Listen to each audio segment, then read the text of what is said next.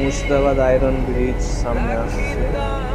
এই দেখো রাস্তায় ব্যারিয়ারে এত চাপ, কিভাবে যে গাড়ি নিয়ে যায় আমরা বুঝতে পারছি। জায়গাটার ভিউটা খুব সুন্দর। দেখুন, এটা হচ্ছে মুর্শিদাবাদ আয়রন ব্রিজ, ঢুকছি আমরা।